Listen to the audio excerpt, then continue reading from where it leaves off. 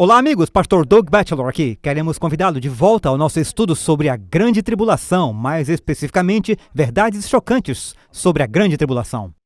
Agora, se você se lembra da primeira apresentação, falamos sobre como as pessoas normalmente pensam sobre este grande tempo de tribulação no fim dos tempos. Isso é verdade, e essa será a nossa próxima apresentação. Mas quando Jesus, em Mateus 24, fala sobre uma grande tribulação, na verdade ele está falando sobre 3 eventos, sobre os quais falamos da última vez: a queda de Jerusalém e uma grande tribulação que viria sobre a nação judaica. Quando o templo foi destruído pelos romanos e os judeus foram espalhados por todo o Império Romano. Mas tem uma segunda grande tribulação da qual muitas pessoas esquecem. Jesus prediz que há uma grande tribulação que virá sobre a igreja historicamente ao longo da história entre a primeira e a segunda vinda. Esse será o nosso assunto de hoje, e em nossa apresentação final estaremos falando sobre a grande tribulação que vem no fim dos tempos, que é o sinônimo das 7 últimas pragas. Então vamos voltar um pouco e ler alguns dos versos que são a base do que estamos falando. Você lê no capítulo 24 em Mateus, deixe-me colocar na tela para você, no verso 15. Portanto, quando você vira a abominação da desolação, falada pelo profeta Daniel, em pé no lugar santo, quem lê, entenda. Então, os que estão na Judéia, fujam para as montanhas. Agora, essa é um tipo de dupla profecia, antes de tudo. Ele estava dizendo aos judeus: quando vocês virem Jerusalém cercada pelo exército romano, eles entrariam e desolariam o templo. E nós sabemos disso porque Lucas diz: quando vocês virem Jerusalém cercada por exércitos, os que estão na Judéia fujam para os montes. Essa foi a primeira parte. Mas a abominação da desolação foi realmente dupla. Primeiro você tem o poder romano, liderado por César, que literalmente desolou o templo judaico e o Deus de Israel. Depois você tem o poder romano, liderado por papas, que desolou o povo de Deus, Israel espiritual, através da história. E este vai ser o nosso estudo para esta apresentação. Agora, só para lhe dar um pouco de história, aquilo acabou sendo uma grande perseguição que ocorreu quando os judeus foram dispersos, quando Jerusalém foi destruída. O diabo tentou destruir a igreja pelo lado de fora. Os cristãos foram mortos nos coliseus e viraram comida de leões. E diferentes imperadores como Nero, Diocleciano e Calígula perseguiram a igreja, mas quanto mais eles perseguiam a igreja, mais ela crescia. Então o diabo foi para o plano B. Se você não consegue destruir a igreja por fora, faça isso por dentro. Veio o imperador com o nome de Constantino, também conhecido como Constantino o Grande. Ele estava lutando batalhas e tentando ganhar a autoridade suprema de Roma. E ele pensou: nós estamos lutando contra os cristãos, mas eles não machucam ninguém. Sua mãe, Catarina, se converteu ao cristianismo.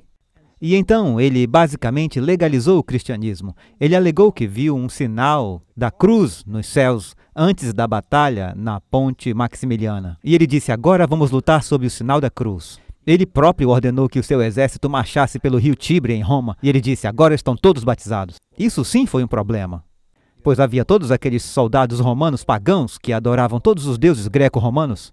Eles marcharam pelo rio Tibre e entraram pagãos secos e saem pagãos molhados, e são informados de que agora são cristãos. E de repente você viu algo acontecer com a igreja que foi realmente trágico. Você tem a amalgamação agora do cristianismo e as religiões greco-romanas. Um grande compromisso veio com o grande Constantino. Roma estava cheia de ídolos. Júpiter, Mercúrio, Diana e Vênus. O que faremos com as estátuas? Alguns cristãos disseram: idolatria é proibido. Vocês têm que destruí-lo. Ah, não podemos fazer isso. Vamos ganhar mais pagãos se apenas renomeá-los com nomes cristãos. Vamos chamá-los de Pedro, Tiago, João e Maria. E de repente, quase da noite para o dia, a idolatria entrou na igreja cristã. Muitos cristãos resistiram a essas coisas e houve um período de cerca de 200 anos, onde houve um grande abalo desde o tempo de Constantino até o tempo de Justiniano. Mas só para dar uma ideia de algumas coisas que entraram na igreja durante esse tempo. Por volta de 500 depois de Cristo, a igreja tornou-se uma instituição governamental. E houve muito comprometimento da religião. Os cristãos bíblicos tiveram problemas sérios com isso. Os protestantes não começaram com Martinho Lutero ou John Huss. Os protestantes começaram já por volta do ano 300 ou 400, protestando contra o compromisso na igreja cristã. Aqui estão 10 pontos altos contra os quais os cristãos bíblicos protestavam e que a igreja estava fazendo nessa época. Número 1, a Bíblia ensina que não devemos nos curvar a estátuas. Mas a Igreja de Roma e posteriormente a Igreja Católica Romana disse: você pode se curvar a estátuas. A Bíblia ensina que todos pecaram, menos Jesus. Bem, a Igreja Romana começou a ensinar que Maria não tinha pecado. E começaram a deificar Maria. A Bíblia diz que Jesus é o único mediador entre o homem e Deus, 1 Timóteo 2,5. Bem, a Igreja Romana começou a dizer que Maria é co-mediadora com Cristo. A Bíblia ensina que Cristo ofereceu seu sacrifício na cruz de uma vez por todas. Bem, a Igreja Romana começou a ensinar que o padre oferece Cristo no altar toda vez que ele celebra a missa. A Bíblia ensina que todos os cristãos devem ser santos e sacerdotes. Bem, a Igreja Católica ensinava que os santos e os padres são um elenco especial dentro da comunidade cristã e os crentes mortos devem ser adorados como santos. Não devemos fazer isso. Número 6, a Bíblia ensina que todos os cristãos devem saber que eles têm a vida eterna. 1 João 5,13. A Igreja Romana ensinava que todos os cristãos não podem e não devem saber que eles têm a vida eterna. Ponto 7, a Bíblia ensina que não devemos chamar nenhum líder religioso de pai. Bem, claro que a Igreja Romana ensina que você deve chamar os padres e o Papa de pai. Ponto 8. A Bíblia ensina a não orar em vã repetição. Jesus disse em Mateus 6, verso 7, a Igreja Romana estava ensinando que, se você quiser perdão, confesse seus pecados aos padres e repita Pai Nosso ou Ave Maria várias vezes.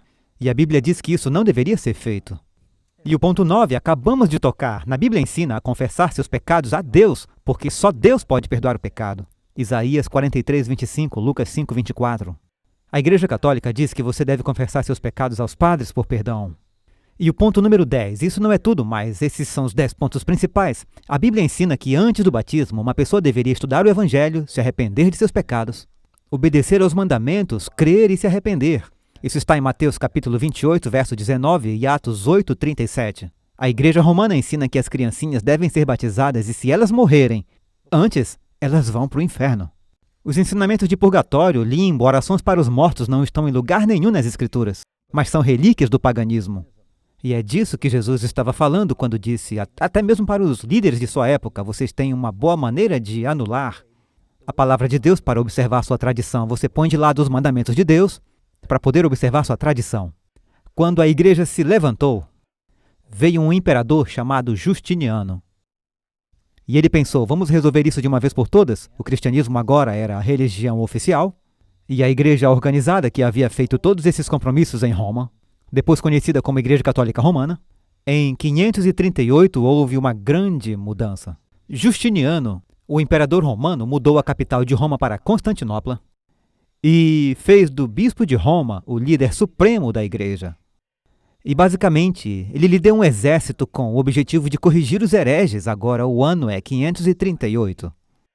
A essa altura, houve uma grande tribulação que veio sobre a igreja.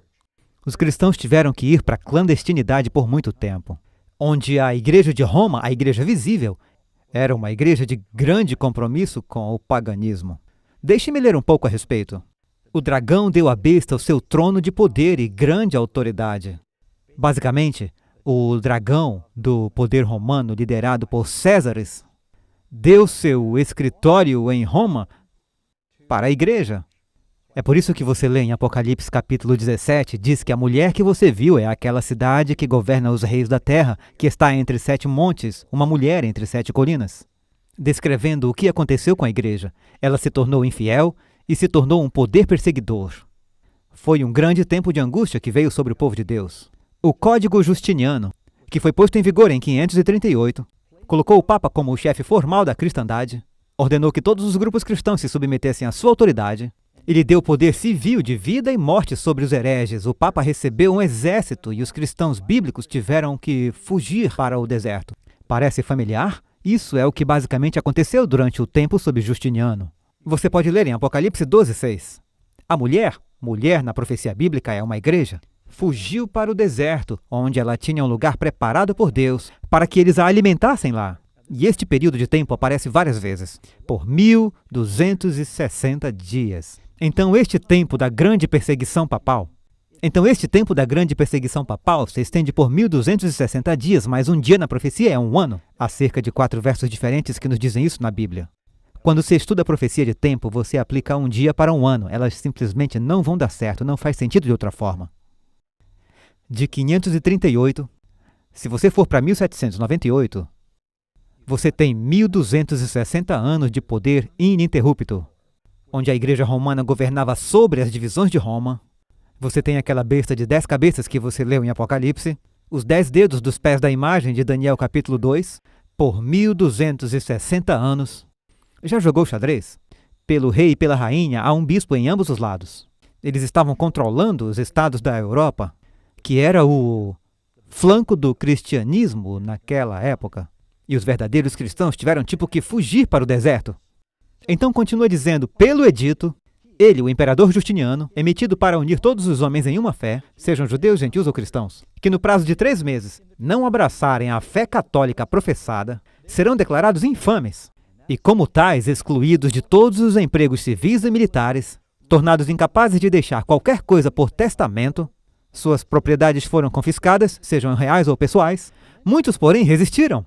E contra esses, o edito imperial foi executado com maior rigor. Um grande número de verdadeiros cristãos bíblicos foram expulsos de suas habitações com suas esposas e filhos, despidos e nus, outros desumanamente massacrados pelos camponeses católicos ou pelo soldado que guardava as passagens. Isso está na história da ascensão do espírito do racionalismo na Europa. Você pode ler do historiador britânico Sir William Edward Leakey que a Igreja de Roma derramou mais sangue inocente do que qualquer outra instituição que já existiu entre a humanidade. Será confirmado por qualquer protestante que tenha um conhecimento competente de história. Alguém aí já esteve na Europa e visitou as masmorras debaixo da igreja? Karen e eu estivemos na Espanha. Você paga alguns pesos e eles levarão você e mostrarão os instrumentos de tortura da Grande Inquisição, que aconteceu na Espanha, Portugal, pela Europa e veio até para as Américas, onde, se você não concordasse com o que a igreja dizia, havia uma grande perseguição durante esse tempo. A verdadeira igreja teve que ir para a clandestinidade. Agora, qual foi esse tempo? 1260 dias. Veja, isso não é dito apenas em Apocalipse 12, verso 6. Eu vou ler novamente. A mulher fugiu para o deserto, onde ela tinha um lugar preparado por Deus. Eles deviam alimentá-la lá, ela está sendo alimentada. 1260 dias. Lembram que Elias fugiu para o deserto durante uma fome por 3 anos e meio. Um ano judaico tem 360 dias, é um calendário lunar.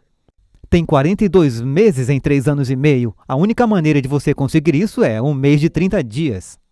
Então aqui você tem 1260 dias, onde há uma fome espiritual na Europa. Da mesma forma que Elias foi perseguido e levado para o deserto e Deus o alimentou lá. A igreja foi levada para o deserto durante este tempo. E Deus preparou um lugar. Muitos dos verdadeiros cristãos fugiram para uma fortaleza nas montanhas. Você percebe que, se estendendo da França até o norte da Itália, Suíça, você tem os Pirineus, até a Eslovênia, em várias partes da Alemanha, existe esse bastião de montanhas chamado de Alpes. E durante este tempo de grande perseguição, os verdadeiros cristãos fugiram para as montanhas. Como os valdenses. Na verdade, o Papa Francisco recentemente emitiu um pedido de desculpas aos valdenses pela forma como a Igreja Católica os perseguiu. E os valdenses não aceitaram. Eu não sei, você pode ver isso por você mesmo. Mas você tem os albigenses, os russitas, os verdadeiros cristãos levados para as colinas. E Deus os alimentou com a sua palavra. Esse período de tempo não está apenas em Apocalipse. Veja Daniel capítulo 8, verso 12. Fala sobre o poder da besta que lançaria a verdade por terra.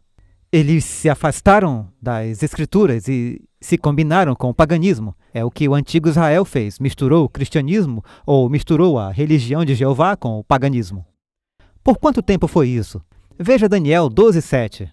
Deve ser por um tempo. Um tempo significa um par. Então são 2. E a divisão ou metade são 3 anos e meio.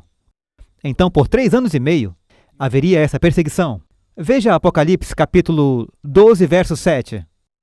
Mesma coisa. Será por um tempo, 2 tempos e metade de um tempo. E quando tiverem acabado de espalhar o povo santo, eles serão espalhados e dispersos por toda parte. Veja Apocalipse 11, verso 2 e 3. São as 2 testemunhas na palavra de Deus. A lei e a profecia. Algumas pessoas dizem que é Moisés e Elias, mas eles representam a lei e os profetas. A palavra de Deus ficou clandestina. E pisarão a cidade santa por 42 meses. Quanto tempo dá isso? Dá 1260 dias. 3 anos e meio. Mesmo período de tempo, é um tempo de perseguição e resistência. Quanto tempo Jesus ensinou? 3 anos e meio. Veja, 3,5. É metade de 7, o número perfeito de Deus cortado ao meio. Portanto, representa um tempo de perseguição, tribulação, resistência. Jesus, é claro, foi executado no final desse período de 3 anos e meio ensinando. E você tem esse período de 3 anos e meio na história, um tempo profético. Então encontramos o ponto de partida. A propósito, deixe-me ler também Apocalipse 12, 13 a 16. Quando o dragão viu que ele fora lançado na terra, ele perseguiu a mulher, a verdadeira igreja, que dera à luz o Filho Homem, Cristo. Mas a mulher recebeu 2 asas de águia. Águias voam mais alto que as montanhas, para que ela possa voar para o deserto, para o lugar onde ela é alimentada, por um tempo e tempos e metade de um tempo, da presença da serpente. Então a serpente cuspiu água de sua boca, como um dilúvio atrás da mulher, para que ela a fizesse ser levada pelo dilúvio. Daniel fala que o fim de Jerusalém seria como um dilúvio. Dilúvio de exércitos. Veio para perseguir Jerusalém, e agora a igreja mandou um dilúvio contra o povo de Deus, para que fossem levados. Mas a terra ajudou a mulher. A terra abriu a boca e engoliu o dilúvio, que o dragão vomitou de sua boca. Sempre que tentavam entrar na fortaleza montanhosa dos Alpes, as pessoas eram protegidas pelas passagens e as colinas lá em cima. Portanto, você tem esse período de tempo que começa em 538. Se você for 1260 anos, ou seja, 3 anos e meio proféticos, de 538 vai até 1798. O que houve aí? Algo muito interessante. Chama-se Revolução Francesa. E Napoleão assumiu o comando da Europa e Roma, e ele enviou seu imperador Berthier para Roma em 1798. Ele prendeu o Papa, que morreu em cativeiro, acabando com a liderança política da Igreja Católica na Europa. Ouça o que diz aqui.